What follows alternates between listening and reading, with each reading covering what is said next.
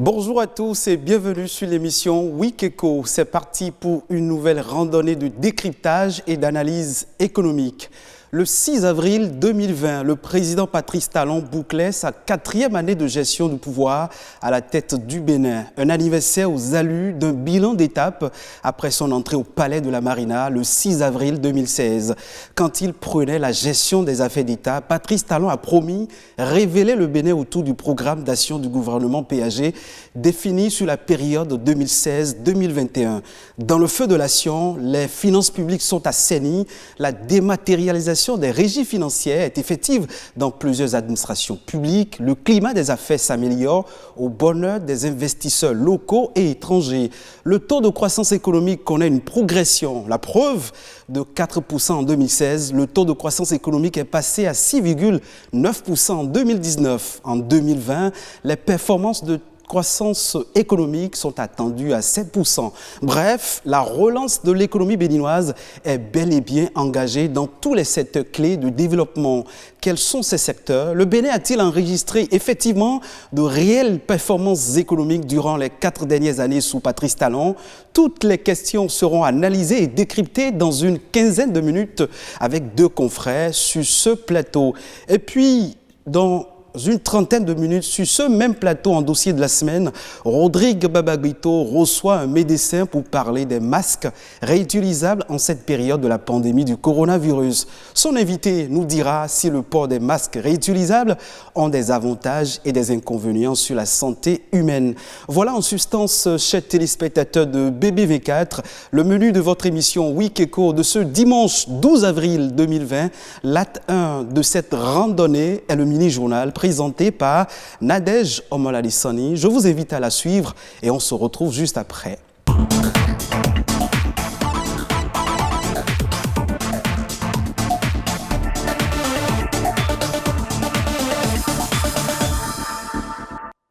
Bonjour à tous, bienvenue dans le mini-journal de ce dimanche 12 avril 2020.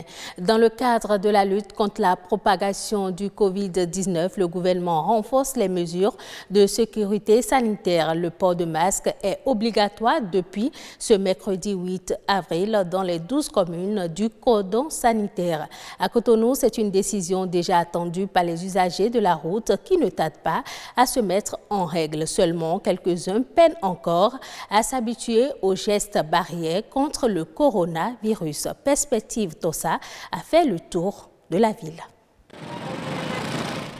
À Cotonou, porter un masque de protection est un geste de survie. Le port du masque est obligatoire.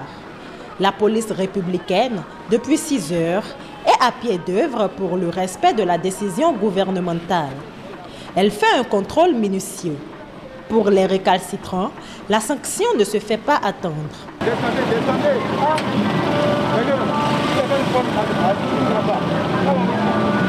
Systématiquement, ils sont contraints à acheter une bavette sur place. Les tailleurs fabricants ne sont pas d'ailleurs bien loin, les vendeurs non plus. Pas question de reprendre la route sans couvrir son nez et sa bouche. En fait, j'avais oublié ce que je n'avais pas. J'ai quitté la maison un peu dans la précipitation, ce qui a fait que j'ai oublié ce que j'ai à la maison et j'en ai encore au cabinet. Bon, malheureusement, sur la voie, je me suis rendu compte que je ne l'avais pas. Donc, que tout le monde fasse la même chose, que tout le monde achète, qu'on n'attende pas qu'on soit contraint avant d'en acheter. Ne pas attendre d'être contraint pour mettre son masque, mais tout le monde ne l'entend pas de cette oreille. Eli a un masque artisanal, mais il préfère le garder dans sa poche. Et ce que j'ai, c'est que si je porte, je n'arrive pas à bien respirer. Vous voyez, ils ont dit pour la pharmacie, c'est 200, c'est ce que le gouvernement attire. Mais à la pharmacie, c'est à 700 qu'on me dit. Donc, si je n'ai pas les moyens d'aller les 700 pour aller prendre, je ne peux pas aller prendre ça. Pour d'autres, par contre, la santé n'a pas de prix. Les conducteurs de taxi-moto, plus exposés, sont conscients des risques qu'ils encourent sans leur bavette de protection. Bon, certains portent, mais certains négligent. Mais ce matin, quand il y a la sécurité sur la voie, les clients, ils en prennent au sérieux. La police nous arrête et nous aussi, on a eu peur de ce client-là pour qu'il ne nous contamine pas. Même en voiture, impossible d'échapper au contrôle. Malgré tout, Les citoyens approuvent cette décision qui les oblige à adopter les gestes barrières. Je pense que c'est une très bonne décision. Je pense même qu'elle a mis du temps à venir. On aurait dû prendre cette décision depuis bien longtemps. J'ai constaté dans un premier temps que tout le monde porte la grande majorité porte le masque. Il y a toujours des personnes qui sont un peu récalcitrantes. Mais je pense qu'avec ce que les forces de l'ordre sont en train de faire, c'est-à-dire réprimander ceux qui n'ont pas porté le masque, les rappeler à l'ordre, je pense qu'avec ça, d'ici 2 jours, tout le monde va comprendre qu'il faut porter le masque. J'étais seul dans mon véhicule, donc de ce fait, je ne pouvais pas contaminer, je ne pouvais pas être contaminé puisque tout était fermé. Voilà pourquoi je n'avais pas encore mis mon masque. Sur les routes, les ruelles, les restaurants et dans tous les quartiers de Cotonou, la sensibilisation au port de masque est sans relâche. L'urgence est de se protéger du coronavirus. Le port systématique des masques par les citoyens béninois fait partie des dernières recommandations du gouvernement dans le cadre de la prévention contre le Covid-19 sur le terrain. Plusieurs masques sont proposés aux populations, surtout ceux fabriqués en tissu et vendus à la sauvette. Quels sont les avantages et inconvénients de l'utilisation de ces genres de masques? La réponse dans ce reportage de Aurélie Soton. Depuis la recommandation du port de masque dans le cadre de la prévention contre le Covid-19, les initiatives de production de masques alternatifs se multiplient. Ces masques se présentent sous plusieurs formes et sont fabriqués et distribués sur le marché local par des vendeurs ambulants. Pour bien de consommateurs, ces masques alternatifs offrent plusieurs avantages liés notamment au coût et à l'esthétique. J'avais d'acheter quelques cache-nez. Pour les enfants surtout, comme le riz existe, on a déjà eu des cas au Bénin, il faut quand même prendre des précautions. Donc, je viens de payer 5, 1 pour moi-même et 3 pour les enfants, déposer un en cas de caisse il y a. Je suis venu acheter un masque pour se protéger contre le virus. Des masques non emballés et traînés dans la rue. Leur port n'est pas sans risque sanitaire sur les utilisateurs. Ce n'est pas bien que des masques soient vendus à l'air libre comme ça dans les feux. Il n'y a aucune protection. Celui qui garde le masque, on ne sait pas si c'est lavé les mains. Pas plus tard qu'hier, il y a un collègue qui a raconté une anecdote. Il était en circulation et il a vu quelqu'un qui voulait acheter des masques, qui a essayé 3 d'abord et finalement il n'a même pas payé. Donc ce dernier était obligé de descendre pour aller acheter les 3 là et les éliminer automatiquement. Mais s'il n'était pas là, qu'est-ce que pourrait arriver aux éventuels acheteurs qui vont passer? Il y a un certain nombre de limites par rapport à ces masques-là. Déjà, ils n'ont fait l'objet d'aucun essai scientifique et ces masques ne disposent pas de filtre parce que les masques médicaux, il y a un filtre dedans qui permet d'éviter que les particules virales traversent la barrière et soient éjectées à l'extérieur. Selon les spécialistes de la santé, ces masques doivent être pris avec précaution. Ce n'est pas conseillé de les utiliser directement parce qu'il n'y a même pas d'emballage. C'est à l'air libre. Alors que actuellement, les études sur le coronavirus ne sont pas encore finies. On continue par découvrir ce virus, pas apprendre sur ce virus. Donc, certaines hypothèses disent que le virus pouvait rester en suspension dans l'air pendant un temps relativement long. Donc si c'est le cas, peut-être que ce virus est déjà sur les masques achetés à l'air libre comme ça dans les feux. Il faut les laver, il faut avoir plusieurs et les changer au maximum toutes les 4 heures de temps. Avant et après le port de masque, il faut forcément encadrer ça par le lavage des mains à l'eau et au savon. Si les masques jouent un rôle important dans la prévention du Covid-19, les gestes barrières ne doivent pas être négligés non plus.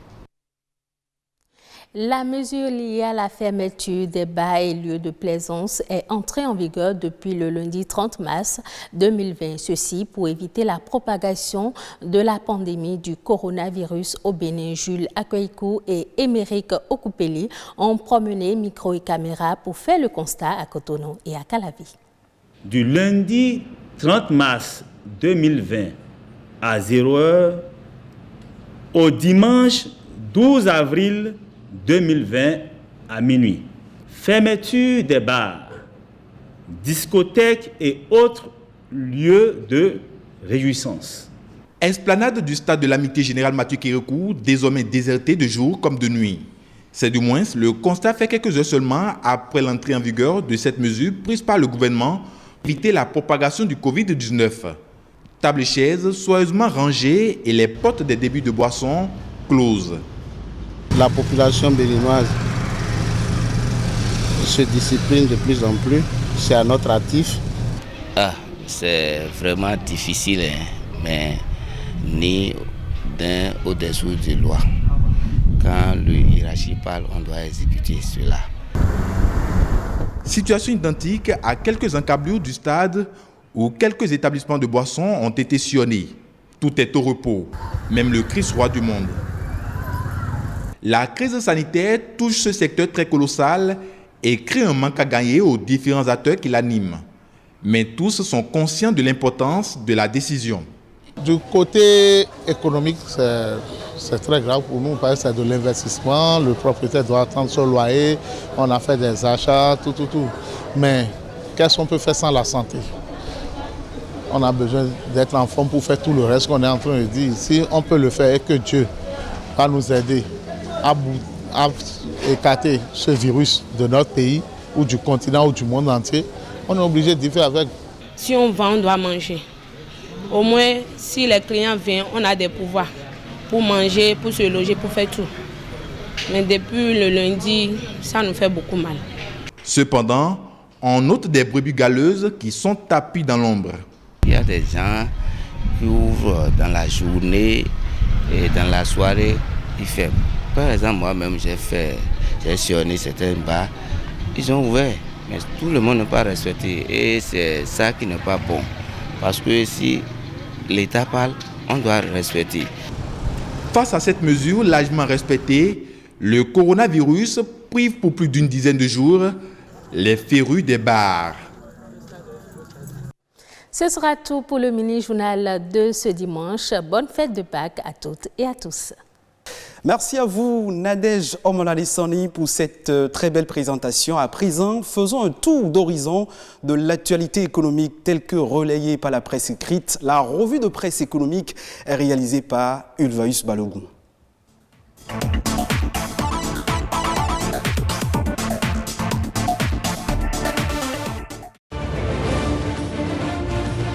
Amis de la revue de presse économique sur Wikeko, bonjour.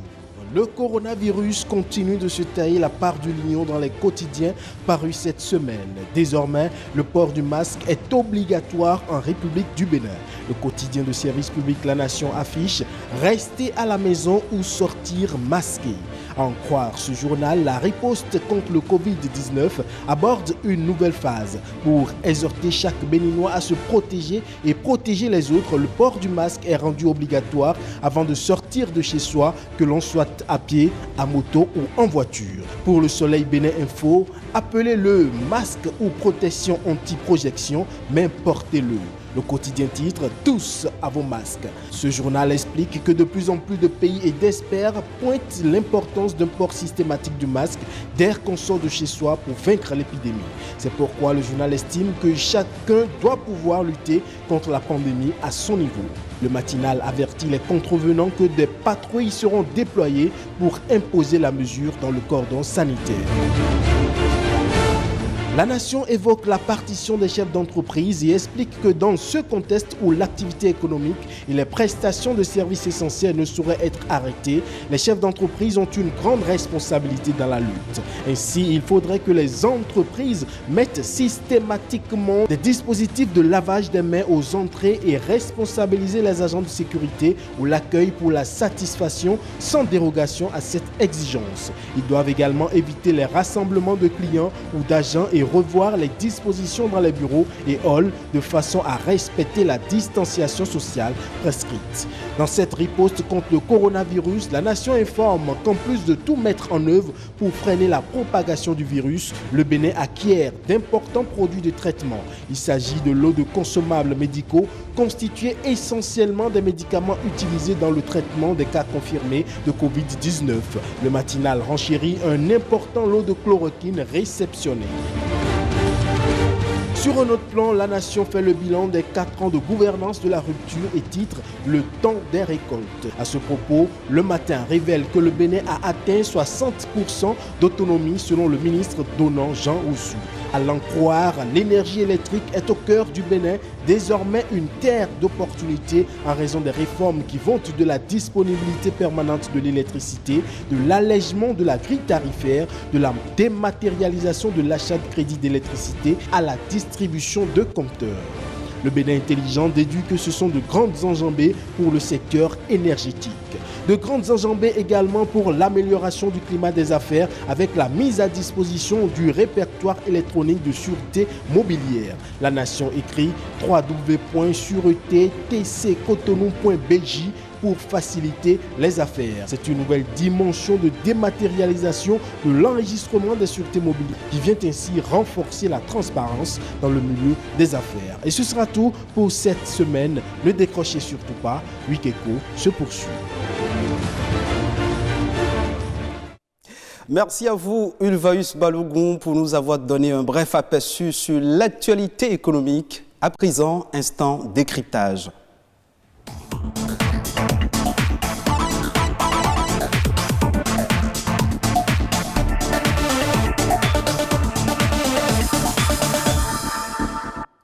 « 6 avril 2016, 6 avril 2020, 4 ans déjà que la gouvernance de Patrice Talon laisse des traces dans tous les compartiments du pays. L'économie béninoise a subi de profondes mutations. La croissance économique est de l'ordre de 7%. Cette croissance est-elle visible dans le panier de la ménagère? Pour un exercice bilan de cette gouvernance sur le plan économique, nous avons fait appel à 2 confrères pour analyser et décrypter les performances et les défis économique que Patrice Talon se doit de relever avant la fin de son quinquennat. Sur ce plateau, j'ai la présence de Euloge Gandaro, directeur de publication du quotidien Le Grand Matin. Bonjour Euloge. Bonjour chers confrères. Un plaisir de vous recevoir. C'est un plaisir pour moi également de participer à cette discussion-là. Merci, merci. En face de vous, celui-là, il n'est plus à présenter. Olivier Alochemer, journaliste spécialisé en économie. Bonjour Olivier. Bonjour chers confrères et bonjour à tous les amis téléspectateurs.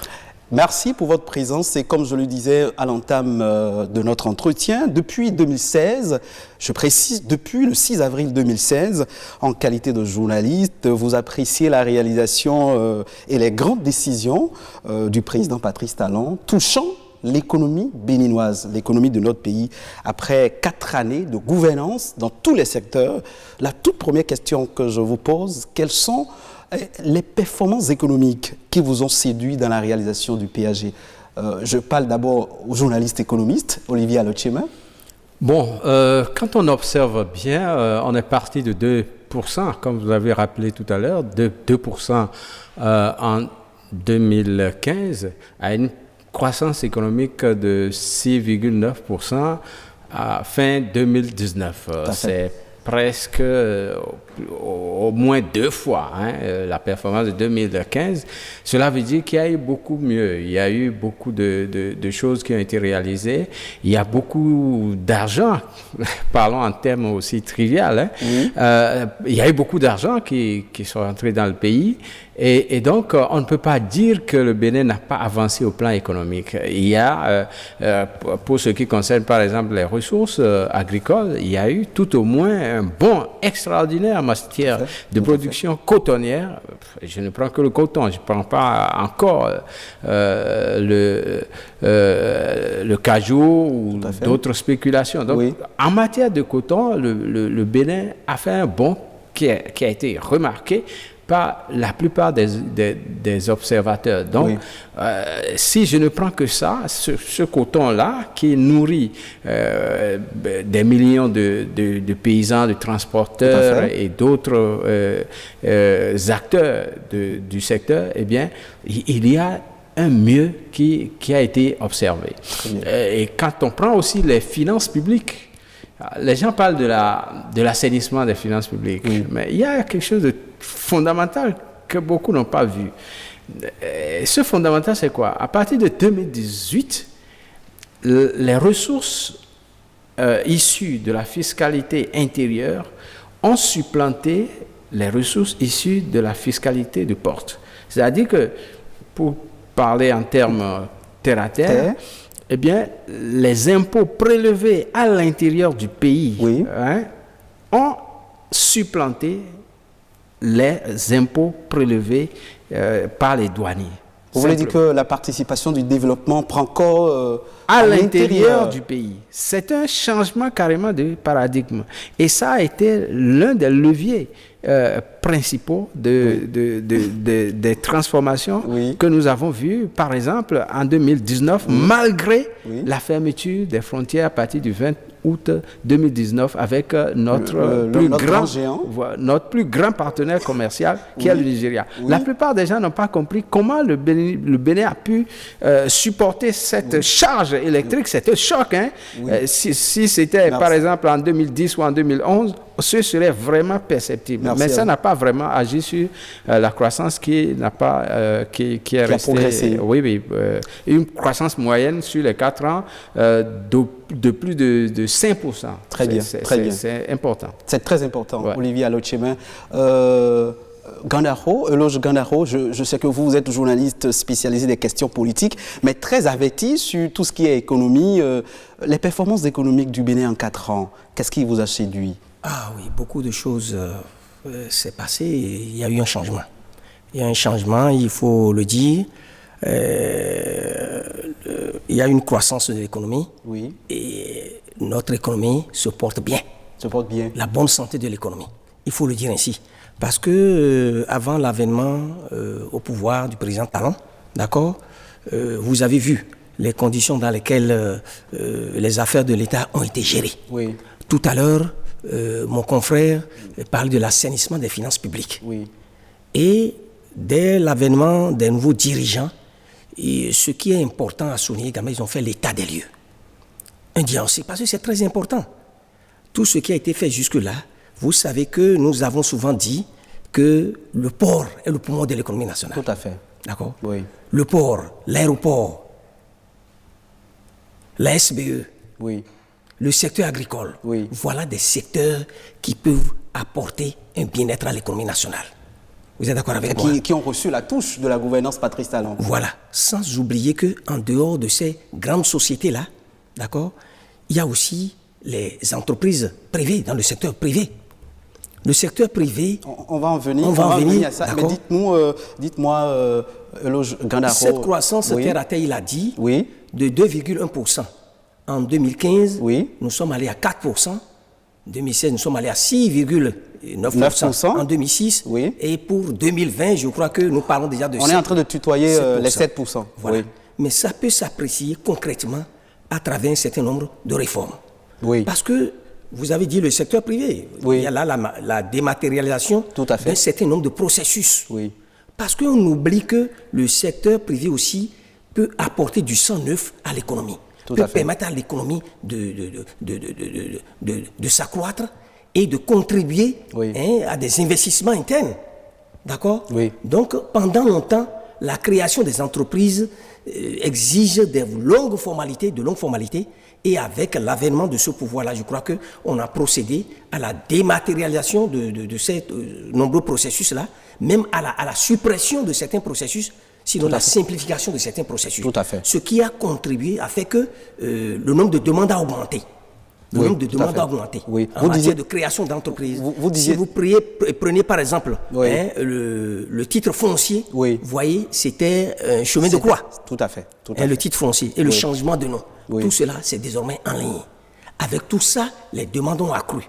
Ça a fait que les entreprises ont gagné du temps, d'accord, et également ont fait de l'économie en matière d'argent. Tout à fait. C'est très important. Et je voudrais déboucher en même temps sur le secteur agricole dont il a parlé. Voyez comment, dans le secteur agricole, la production cotonnière a bondi. Si je peux parler en ces termes, a bondi. Les différentes campagnes ont évolué de 600 000 tonnes, de 200 000 et quelques tonnes quand vous parlez de avant l'avènement du président Talon. Quand vous parlez de ces performances. À environ 400 ou 480 ou 500 000 et quelques tonnes et à 600 000 tonnes. Ça veut dire que, et même aujourd'hui, on a parlé, ça c'est les institutions internationales, Le Bénin est le premier producteur de coton. Sans oublier les vivriers. Parce que pendant longtemps, les gens disent, mais non, mais pourquoi c'est seulement la filière coton et autres là, alors que d'autres filières également sont porteuses et peuvent contribuer au développement. Et dans ce cadre-là, je crois que le secteur vivrier également, il y a eu beaucoup d'actions dans ce sens-là, et ça a évolué le taux de croissance. Tout à fait. Tout cela a permis à notre économie, n'est-ce pas, de s'accroître. Et à fait. Avec, à ce rythme-là, je crois que l'économie a commencé par retrouver sa forme. Et aujourd'hui, c'est les institutions internationales qui le disent. Quand certains banalisent, pour dire que mais il faut qu'on ait d'abord beaucoup d'argent au niveau des ménages, il faut que l'argent circule. Justement sur la question... L'argent sale, l'argent sale, on ne peut pas considérer, d'accord, les affaires, les combines, d'accord, le détournement des biens publics qui font que bon, l'argent circule anarchiquement. On ne peut pas considérer cela comme une croissance de l'économie. C'est pourquoi nous pouvons dire qu'à justice, l'assainissement des finances publiques a contribué à quelque chose. Et la restructuration de l'économie dont le gouvernement a fait l'option, ainsi que le dispositif mis en place pour engager une lutte ferme, implacable contre la corruption et l'impunité. Tout cela a fait que les caisses de l'État ont pu avoir beaucoup de ressources, les recettes se sont accrues, toutes choses qui ont permis à l'État d'investir. Tout à fait. Voilà. Je vous reviens d'un instant à Euloge Gandaro. Olivier Alochebe, après 4 ans de gouvernance dans tous les domaines, Patrice Talon, il est difficile aujourd'hui pour le citoyen d'en faire un bilan sans évoquer le contenu du panier de la ménagère. Est-ce que vous avez senti des impacts? Est-ce que le Béninois est fier de suivre cette émission et de dire que véritablement, je suis d'avis avec ce que vous dites, quelque chose a changé dans mon quotidien? En fait, en économie, lorsqu'on parle de panier de la ménagère, on recourt immédiatement à l'inflation. Est-ce que le taux d'inflation a augmenté? Non, ça n'a pas autrement augmenté. On est resté en dessous des 3% qui constituent la norme communautaire dans l'espace UEMOA. Donc, on a pu contenir. Quand je parle d'inflation, c'est la montée des prix des produits de grande consommation. Dans un pays comme le Nigeria, il y a quelques mois, en février, ils étaient à près de 14% d'inflation dans le secteur des ressources, des produits alimentaires. 14%. Alors que le Bénin n'a presque jamais Cela voudra dire quoi? Ça veut dire que les produits coûtent très moins cher et donc ça permet de s'alimenter normalement. Mais le problème que les gens posent, c'est celui que Simon Kouznet, qui est le théoricien américano-russe, qui a réalisé la théorie du PIB, du produit intérieur brut. Il avait déjà averti, lorsqu'il a élaboré sa théorie de la croissance économique, il dit ce n'est pas parce qu'il y a croissance économique que les ménages ordinaires vont en sentir les impacts.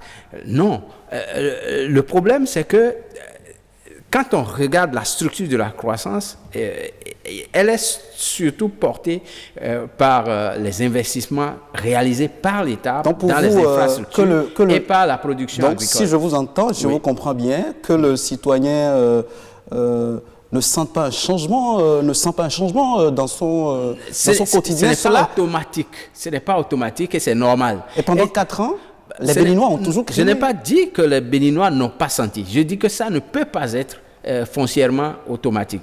Vous savez, c'est sous le régime Yahi Boni qu'on a instauré les microcrédits aux plus pauvres. Tout à fait. Et aujourd'hui, depuis quelques années en tout cas, le gouvernement Talon a aussi suivi cette marche-là pour impacter à l'intérieur des ménages les plus pauvres, eh bien,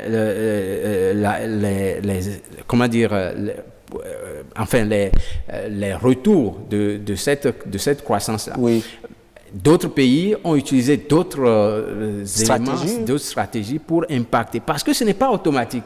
Ce n'est pas parce qu'il y a croissance économique que le ménage, le foyer qui est à Vrankou ou bien à Tukuntuna ou à Lokossa va en sentir les effets. Non. Donc, il y a des des stratégies que les États sont obligés. Avec le coronavirus, aujourd'hui, on voit, par exemple, au Togo, cette semaine, le Togo a mis en place des ressources pour les ménages les plus pauvres. Merci. Donc, ça fait partie des stratégies que l'État doit mettre en œuvre pour que la croissance économique ne soit pas seulement des chiffres macroéconomiques, mais que ça impacte les ménages les plus vulnérables. Est-ce que vous êtes d'avis avec lui? Le Béninois n'a pas à se plaindre parce que... Je suis de cet avis-là parce que généralement, par panier de la ménagère, les gens entendent que si tout va bien, c'est que dans chaque ménage, tout va bien. Les 11 millions de Béninois, quand tu rentres dans chaque ménage, chacun doit pouvoir avoir beaucoup d'argent, n'est-ce pas? Et payer les frais de scolarité de ses enfants, bien manger, bien se nourrir, bien se vertir, n'est-ce pas? Faire de l'économie, acheter une maison, construire. Personne ne doit se plaindre, n'est-ce pas, des moyens. Ça veut dire que nous sommes déjà à l'étape de la pauvreté zéro. Or, la croissance de l'économie ne signifie pas obligatoirement cela. Les années passées, c'est qu'il y a, sans vouloir jeter du discrédit sur ce qui a été fait par les autres gouvernements, mais il y a eu un certain laxisme.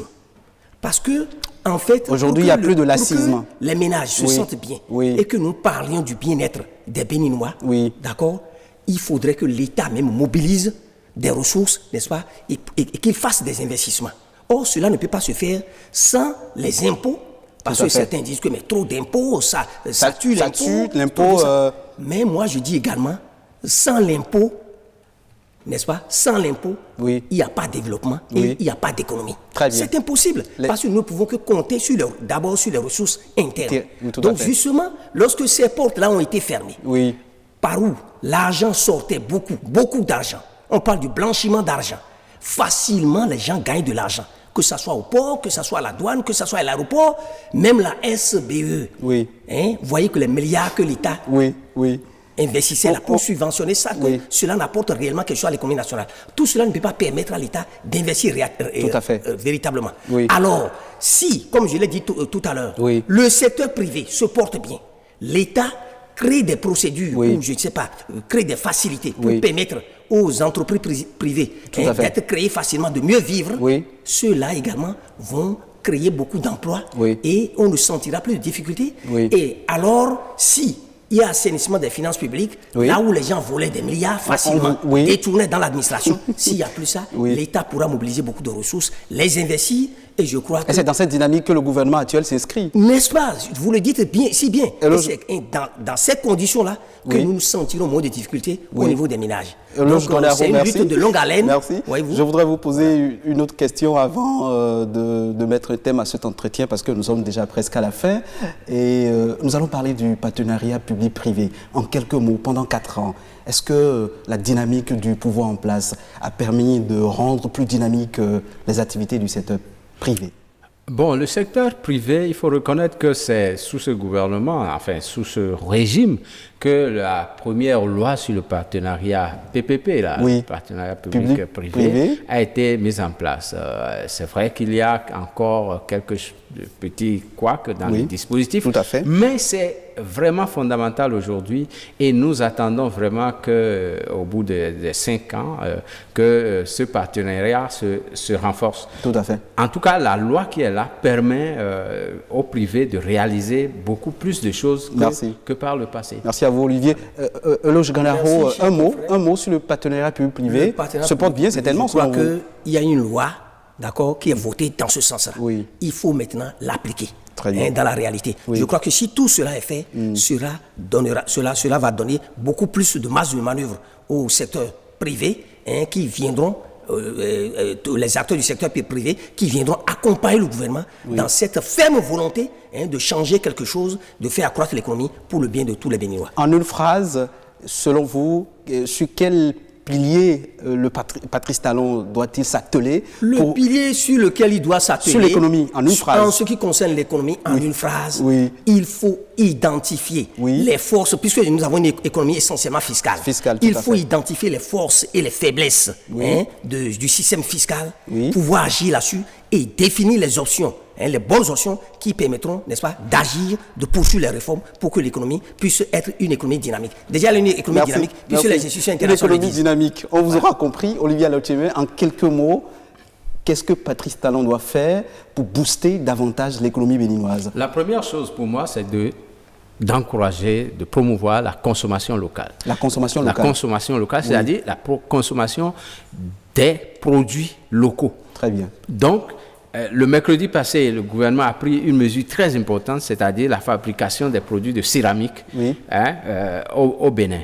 C'est un pas majeur. Il faut qu'il y ait aussi l'encouragement d'autres sociétés pour que le privé puisse être encouragé par l'État à produire. C'est-à-dire, par exemple, pour le mobilier, n'est-ce pas, par exemple, que l'État dise au moins 60 à 70% des meubles de bureau dans l'administration doivent être des produits, des meubles locaux. Bon, c'est ce que fait le Nigeria. Nous ne pouvons pas faire autre chose si nous voulons évoluer. Oui, il faut bien sûr qu'il y ait de l'importation, mais la promotion des produits ou de la consommation locale est le nerf de la croissance économique. Voilà. Olivier Alotieme, merci d'être passé sur ce plateau. Je rappelle que vous êtes journaliste spécialisé en économie. Merci. Au plaisir de vous revoir très prochainement sur Week-Eco. Également à vous, Eloge Gandaro, journaliste spécialisé en politique, mais très averti sur les questions. Tout à fait. On vient de le constater. Sans l'économie, il n'y a pas de développement. Merci à vous. Portez-vous bien. Merci d'être passé ici. Chers téléspectateurs, après le plateau du décryptage, instant dossier de la semaine.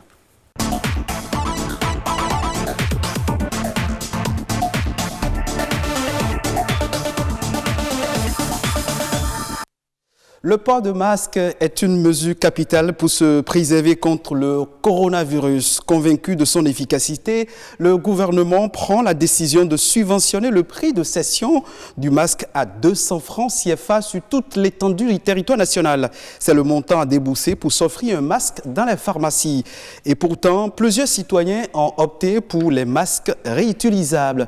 Ces masques sont-ils efficaces pour véritablement aider les populations à se protéger contre le virus, le Covid-19? Quels sont les avantages liés à l'utilisation de ces masques? On en parle dans Dossier de la semaine, mais avant, je vous invite à suivre cet élément. C'est la tendance du moment. Contre la pénurie de masques ou le faible coût de la vie, les populations s'organisent. Dans les rues de Cotonou et environ, des particuliers développent et créent des masques en tissu. Ici, chez ce couturier, c'est le business du moment. Ces masques diffèrent énormément de ce qui se vend en pharmacie et pour cause. C'est beaucoup plus avec l'avènement du Covid-19 qu'on a l'avènement de ces masques réutilisables en question. Dans un tel contexte, une question se pose. Comment choisir son masque en tissu réutilisable? Dès l'achat déjà, il faut rechercher ces masques réutilisables-là qui vont du nez jusqu'au menton, sous le menton, qui protège à la fois le nez et la bouche correctement. Des experts recommandent déjà d'avoir minimum 7 masques réutilisables. Parce que ce sont des masques normalement utilisables sur une demi-journée. On peut étendre jusqu'à une journée maximum. Comme la plupart des produits réutilisables, les masques en tissu nécessitent un lavage régulier.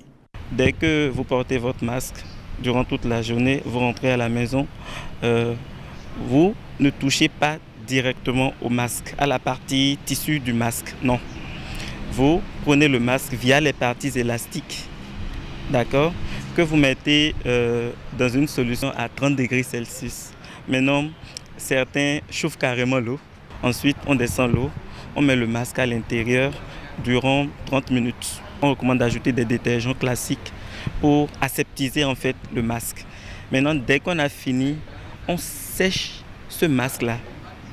Et dès qu'il est séché, on le met dans un contenant, dans un emballage propre et sec. Mais le lendemain, on ne réutilise plus ce masque. On prend un autre masque qu'on utilise et on fait la même chose sur les 7 jours. Si ces masques réutilisables en tissu sont économiques, écologiques et résistants, d'aucuns estiment pourtant qu'ils sont moins hygiéniques. Généralement, on voit dans nos feux qu'il y a plein de gens qui circulent avec les masques réutilisables dont on parle. Et souvent, c'est des masques qu'ils gardent à main à voler à la main comme ceci, qui se promènent avec. Eux-mêmes, ils ne portent pas de gants, ce qui pose déjà un problème. Déjà, ces masques ne sont pas très recommandés. Il faut que ce soit des masques déjà contenus dans un emballage bien propre et sec. Et le vendeur même doit se munir déjà de ses gants et lui-même porter des bavettes. L'essentiel pour l'heure, au dire des citoyens, c'est que ces masques constituent une alternative très efficace à la propagation du coronavirus. Merci à vous, Ulvaïus Balogun, pour ce reportage qui nous met dans le bain du plateau dossier de la semaine en cette période du Covid-19. Le port systématique de masques s'avère une des mesures barrières majeures pour lutter contre la propagation du virus. Dans le cas d'espèce, peut-on réutiliser plusieurs fois un masque? Pour mener une lutte efficace contre le Covid-19, est-il conseillé de faire l'option des masques réutilisables? Avantages et inconvénients des masques réutilisables, c'est la thématique du dossier de la semaine présenté par Rodrigue Babagbeto qui est déjà sur ce plateau. Bonjour Rodrigue. Bonjour Patrick Adiagbodjou, mesdames, messieurs, bonjour. Je vous laisse le plateau avec votre invité. Merci Patrick Adiagbodjou. Alors vous avez déjà planté le décor avec toutes ces interrogations auxquelles nous allons tenter de répondre avec notre invité Paul Ayeno, médecin du travail. Merci d'avoir répondu à notre invitation. C'est moi qui vous remercie. Je salue l'initiative. Merci. C'est très important. Alors, Paul Ayeno, on vous voit avec un masque au visage, masque vendu dans les pharmacies, je présume. Est-ce uniquement ce type de masque que vous avez ou également vous optez pour des masques réutilisables? Bon, je trouve que le sujet que vous abordez est un sujet assez important dans notre contexte actuel et je dirais aussi un sujet épineux. Je reviens sur le détail. Mais avant de rentrer dans les détails, d'abord, vous me permettez de porter mon masque tout en parlant parce que je suis un personnel soignant, donc je viens d'un milieu hospitalier, donc je suis un porteur potentiel de virus. Donc je me dois de vous protéger, n'est-ce pas? Alors donc, je voudrais faire d'abord deux mises au point, si vous permettez. La première mise au point, c'est dit d'abord que le port de masque ne dispense pas des autres mesures de protection. Absolument. Alors, il faut que ça soit clair dans la tête des populations. Parce que ce que nous constatons, c'est extrêmement grave. Donc, le port de masque ne dispense pas du lavage systématique des mains à l'eau et savon et toutes les fois. Deux, ne dispense pas de la distanciation sociale. Parce qu'on porte son masque, et puis on s'approche, on se parle comme si on n'est pas exposé. Ça, première mise au point. Deuxième mise au point, le port de masque, le masque que vous voyez, constitue à la fois un moyen de protection et un danger potentiel. Pourquoi un danger? Je vais revenir dans les détails. D'accord, on y reviendra. Oui, mais déjà, dites-nous, est-ce que pour vous, il faut faire l'option des masques réutilisables? Bon, pourquoi venir à l'option des masques réutilisables? D'abord, vous savez, tout à l'heure, dans votre préambule, les masques à usage unique. C'est donc ce type de masques. Bien sûr. Sont d'utilisation juste ponctuelle. Oui, ponctuelle, c'est-à-dire... Au plus 4 heures de temps. 4 heures de temps. Et c'est fixé à 200 francs à la pharmacie. Pharmacie, bien sûr. Encore que les gens font beaucoup de spéculation là-dessus. Tout à fait. Les populations en achètent plus cher que ça. Je crois que le gouvernement a déjà mis fin à tout cela. Ils vont utiliser combien par jour? C'est là d'abord le problème. Avec le niveau de pauvreté de notre population actuelle. Déjà, il faudra compter 3 rien que pour la mi-journée. Il faut d'abord encourager le recours aux masques artisanaux. Il faut l'encourager. Et mieux, il faut que le gouvernement encadre cette fabrication des masques artisanaux. D'accord, on va en revenir aux différentes suggestions que vous êtes en train de faire, mais masques artisanaux, d'accord, on a suivi dans le reportage des masques qui sont vendus à la sauvette, mais ces masques sont-ils fabriqués dans les normes? Ok, c'est pour ça je disais que par rapport à la deuxième mise au point, que le masque constitue à la fois un moyen de protection et un danger. Un danger potentiel. Oui. Donc le masque, si ce n'est pas fait à la norme recommandée, il va donner l'impression qu'on est protégé alors qu'on n'en est pas du tout. Et justement, quelles sont ces normes-là? Le masque va conférer une fausse assurance. Oui. Les normes sont de plusieurs sources de fabrication. Ok. Donc, et ça dépend aussi des masques, des types de masques.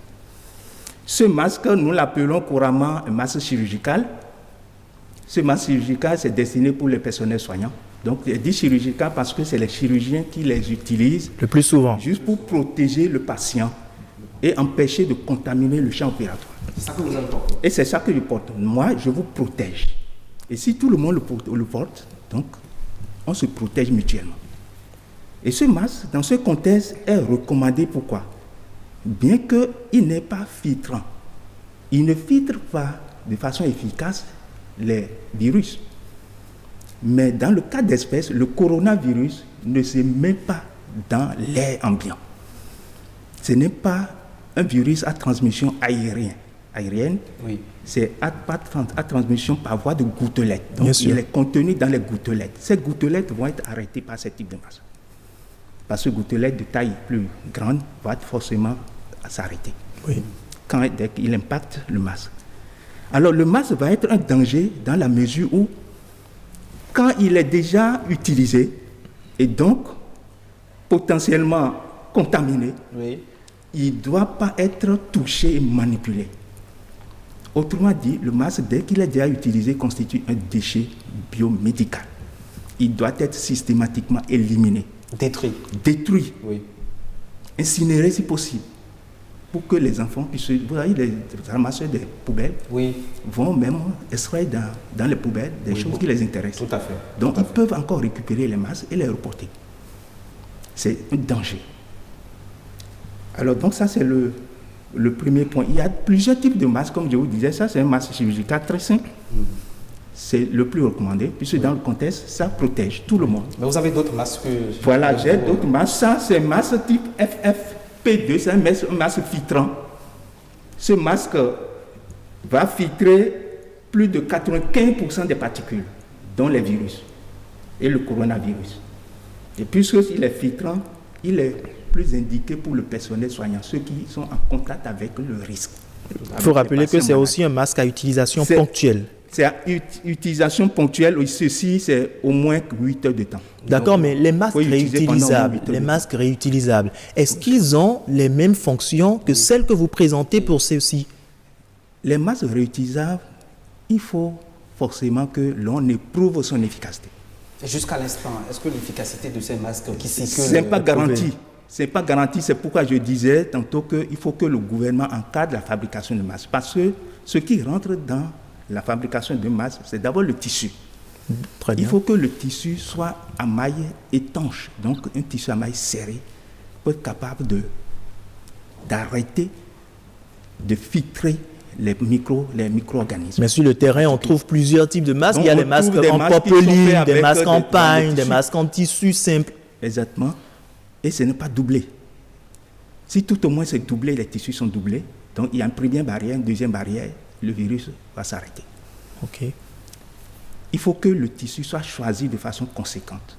Très bien. C'est pas n'importe quel. Et c'est pourquoi nous disons qu'il faut que l'autorité rentre dans le jeu. Très bien.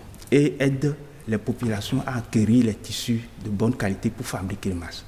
Ce que moi je suggère, d'abord 2 types de tissus. Un tissu en coton parce que là, ce serait moins irritant pour la peau, soit à l'intérieur du masque. Un tissu peut-être en nylon à l'extérieur du masque. Et que ces 2 tissus soient à maille serrée.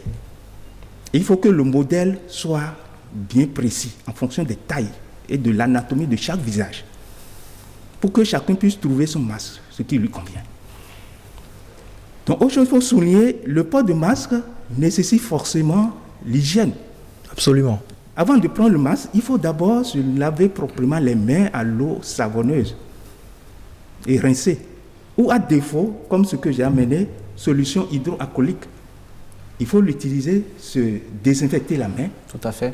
Proprement, d'accord, avant de prendre le masque et le porter. Dès lors que c'est porté, c'est fini, on ne touche plus. Et comme je vous ai dit, ça constitue un danger, à la fois un moyen de prévention et un danger. Parce que si vous le touchez, vous le portez déjà, vous êtes supposé déjà être en contact avec le virus. Donc c'est plus possible de toucher. Dommage que vous voyez des gens qui mettent le masque dans les poches et il suffit que de leur dire, mais écoutez, portez votre masque, ok, j'en ai, ils sortent dans le masque de la poche. Ce n'est pas comme ça. C'est assez risqué. C'est grave. C'est grave, ça suppose vraiment une méconnaissance vraiment du risque. Tout à fait. Et c'est ce que nous constatons. D'accord, mais ce contexte d'épidémie nous a permis de nous rendre compte que nous avons énormément de tas dans nos populations. Et donc, nous avons du pain sur la planche. Nous qui sommes des professionnels de la santé. Alors, les masques réutilisables, comment est-ce qu'il faudra les entretenir? J'ai mon masque que je porte, peut-être un masque en pagne ou en tissu. Je rentre chez moi. Que faut-il faire? Bon, si le masque, supposons que c'est déjà un masque qui répond aux normes. Comme j'ai dit, d'abord, la première norme, c'est d'abord le tissu. Et puis après, les mesures. Et il faut que ça soit porté de façon étanche. Alors, quand ça les garantit, les conditions pour que ce masque ne soit vraiment efficace, c'est d'abord avant l'utilisation, avant le porter, il faut se laver proprement les mains. Bien sûr. Donc, si c'est porté, pour les enlever, il faut aussi se laver les mains. Les enlever, si on veut boire de l'eau et reporter, il faut se laver les mains. Et dès lors qu'on les a enlevés, il faut aussi se laver les mains et les jeter systématiquement si on ne veut plus les réutiliser. D'accord, si mais pour... on veut les réutiliser, comme c'est le cas d'espèce, les masques réutilisables.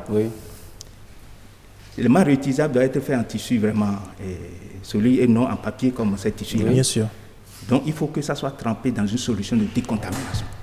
Une solution hydroalcoolique. Je dis bien hydrochlorée. Solution hydrochlorée. C'est-à-dire? Ou solution d'eau de javel. Donc diluer un pourcentage de 10% pour neutraliser le virus et laver à l'eau savonneuse, rincer et sécher au soleil. Tout à fait. Tout à fait. Ou repasser, pourquoi pas, comme c'est en tissu, on peut repasser ces masques au fait du repassage chaud. Donc dès que c'est repassé, c'est décontaminé, on peut les reporter. D'accord, c'est décontaminé, je le reporte, mais le reportage que nous avons suivi tout à l'heure, il est fait mention de ce qu'il faut avoir 7 masques au moins, 7 masques réutilisables sur soi. Partagez-vous cet avis? Non, 7 masques réutilisables. Non, mais pour les populations pauvres, on ne peut pas aller jusqu'à 7 masques réutilisables. Si c'est réutilisable, c'est qu'il y a possibilité de les nettoyer. Peut-être 2, pourquoi pas? Au moins 2. 2 parce que quand vous avez un qui est lavé, séché, donc le temps que ce soit prêt à reporter, il faut porter un autre, si vous voulez sortir. D'accord, et est-ce qu'il y a le risque de s'étouffer avec un masque réutilisable? Parce que déjà pour ceux-là qui ont eu acheté, ceux qui sont mis en circulation par exemple, il y en a qui se plaignent d'être étouffés comparativement à ces masques. Vous savez, entre deux mots, il faut forcément choisir le moindre. On ne peut pas porter un masque et dire que on peut pas être, vous n'allez pas respirer comme habituellement. Tout à fait. Vous devez accepter quelques contraintes. Parce que c'est le contexte qui nous impose ces contraintes-là. Dit qu'on n'est pas utilisé. Mais les masques, quand on les porte, même les tissus là, les passe bien dedans. Normalement. On respire. Et moi, je suis en train de respirer. Bien que je transpire dedans, mais je l'accepte parce que je dois me protéger aussi, surtout mon environnement. Tout à fait.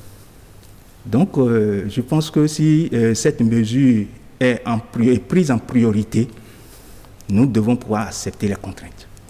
Très bien. Et c'est ce que nous allons demander à la population, de bien vouloir accepter les contraintes. Merci Paul Ayeno, on vous aura compris. Mesdames, Messieurs, tous à vos masques, sortez masqués, mais surtout faites le bon choix. Faites le bon choix du masque. Patrick, ce message vous a également lancé. Merci. Je reçois ce message tous masqués quand vous voulez sortir de chez vous.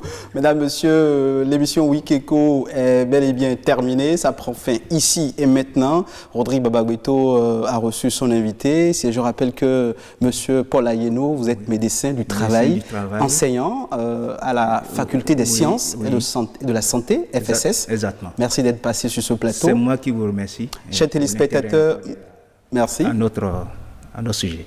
Merci, merci aussi. Chers téléspectateurs, ainsi prend fin votre émission. Vous pouvez la suivre ce soir à 23h sur Béné Business 24, le lundi 13 avril 2020 à 11h, toujours sur BB24, et revoir autant que vous voulez cette émission sur la chaîne YouTube de l'Office de radiodiffusion et télévision du Bénin. À très bientôt sur BB24. Portez-vous bien, je vous embrasse.